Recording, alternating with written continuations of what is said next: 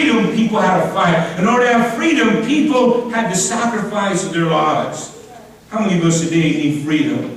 Let me show you the word freedom or liberty means. It means freedom or release from slavery, from imprisonment, from captivity, or any form of arbitrary control. Limited with no control, not confined or permitted, not allowed to be free. And that sounds like us today. But man, I want to not be confined no more. I don't want to be a slave to sin no more. I don't want to be in captivity no more. I don't want to sit there and be controlled by the devil no more. I don't want to sit there. I want to be released from slavery, released from imprisonment. I don't want to be literally a person that's locked up anymore in my mind, in my heart, in my community, in my family. But I want the freedom of God.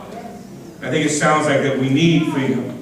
They fought for their independence. The word means the state of quality of being independent. Freedom from influence, control, or determination of another or others.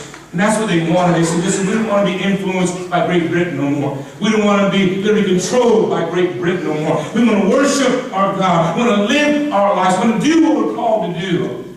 And bring that into God. Now, it's the same thing the devil tries to do to you and I. Tells us, listen, you go to church, but don't you dare try to serve God.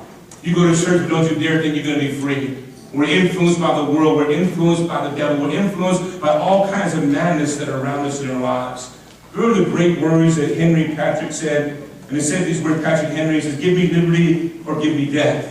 I thought about that. It was written March 23rd, 1775, right before the Declaration of Independence was even brought up. But let me read to you what he said today. Let me begin to bring you in just the history to show you what was taking place. Because they went to war to have freedom. And the same thing that they did, that you and I got to continue to do in our lives, that we have to be able to say, listen, I'm willing to go to war. I'm willing to fight. I'm willing to sit there. Give me liberty or give me death. But I'm not going to sit here and be a prisoner no more for the devil, for the world, or for myself. Look at the words that he says. It was right before the Declaration of Independence was written. Look what he says.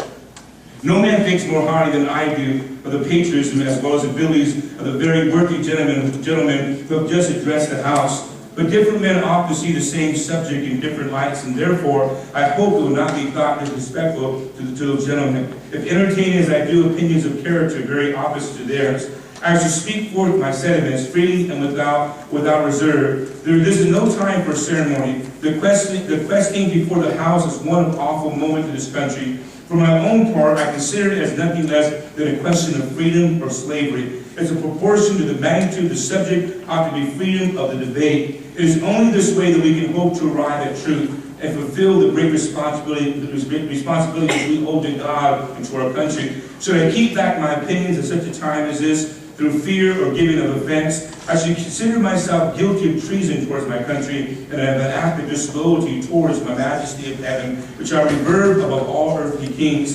Mr. President, is it natural to man to indulge in illusions of hope? We are apt to shut our eyes against a painful truth and listen to the song of the siren until she transforms us into a beast.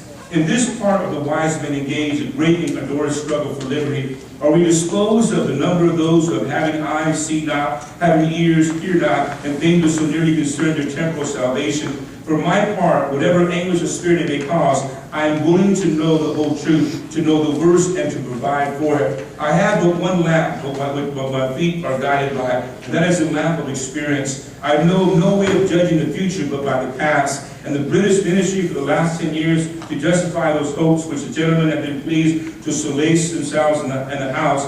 It is insidious, and he smiled, with which our petition was being lately received. Trust it not, sir. It will prove a snare to your feet. Suffer not yourselves betrayed with a kiss. Ask yourself, how gracious to a work of love and reconciliation have we shown ourselves so unwilling to be reconciled that force must be called in to win back our love? Let us not deceive ourselves, sir. These are the implements of war and subjugation, the last arguments to which kings resort. I ask, gentlemen, sir, what means this the martial array, other possible motive for it? Has Great Britain any enemy in this quarter? She has none. They are meant for us. They can be meant for no other. They are sent over to bind and rivet upon us chains which the British ministry have been so long forging. And what have we to oppose them? Shall we try the argument? Sir, we've been trying that for the last 10 years. The subject of every light of which is capable, but has been all shall we find which we have not been already exhausted. Let us not, I beseech you, sir, deceive ourselves. Sir, we have done everything we could be done to avert the storm which is now coming on upon us. We have petitioned, We have remonstrated, we have supplicated, we have prostrated ourselves before the throne, we have implored interposition to arrest and tyrannical hands of the ministry of Parliament. Our petitions have been slighted, our supplications have been disregarded, and we have been spurned with contempt from the foot of the throne.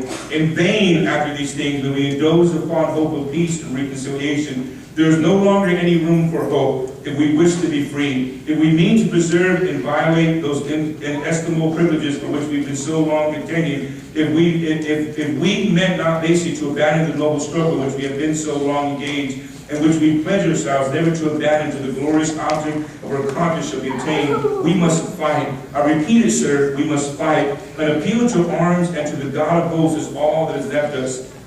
They tell us, sir, that we are weak, unable to cope with so formidable an adversary. But when shall we be stronger? Will it be next week or will it be next year? Will it be when we're totally disarmed and British guards will be stationed in every house? Shall we gather strength by evolution and inaction? Shall we acquire the means of effectual resistance by lying spinally on our backs and hugging the delusive fathom of hope until our enemies shall bound us up hand and foot, sir? We are not weak if we make proper use of those means which the God of nature has placed in our power. The millions of people armed in a holy cause of liberty, and in such a country as this we should possess and invincible by any force which your enemy can send against us. Besides, sir, we shall not fight our battle alone. There is a just God who presides over the destinies of nations, who will raise up friends to fight our battles for us. The battle, sir, is not to the strong alone. It is to the vigilant, the advice, the brave. Besides, sir, we have no election. If we are base enough to desire it, it is now too late to retire from the contest.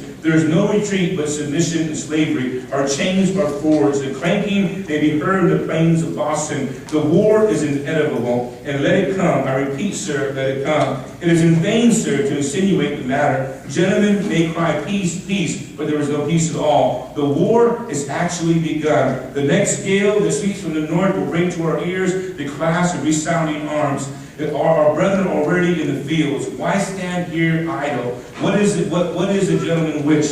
What would they have? Is life so dear or peace so sweet as be purchased at the price of chains and slavery? Forbid it, Almighty God. I know what course others may take, but as for me, give me liberty or give me death.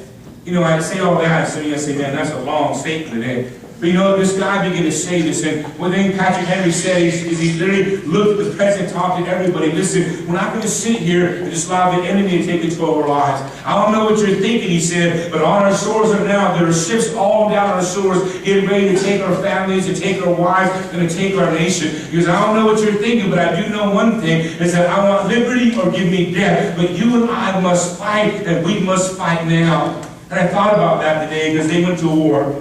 And I can only imagine the lives killed, the lives that suffered, so they can have freedom. But it was on that day that a nation began to rise up, which is called America today. And they said, listen, we have a right to worship our God. We have a right to be happy. We have a right to have the joy of the Lord. We have a right to do all these things, but it's not going to come. Freedom's not going to come by the enemy that's laying down and giving it to us. We're going to have to fight for it. We're going to have to die for it. We're going to have to kill for it. We're going to have to sacrifice for it. We're going to do all that we have to do to obtain freedom. I thought about that, church. We must be willing to do the same thing. Give me liberty or give me death, he said. There's some fighting words. Today I want you to think about this. The Declaration of Independence was literally written in 1776. When you read the old Declaration of Independence, only 4 pages long. I'm not going to read it to you today.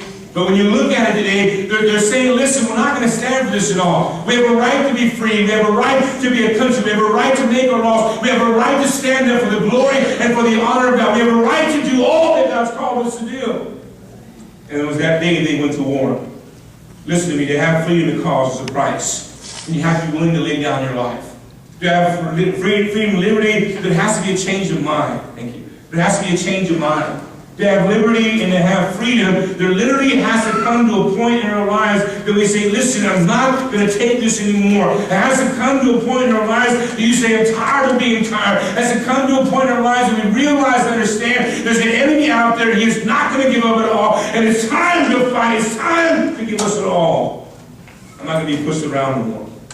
We're blessed because men and women are willing to die for freedom and liberty. And church, we continue the blessing, not only for ourselves,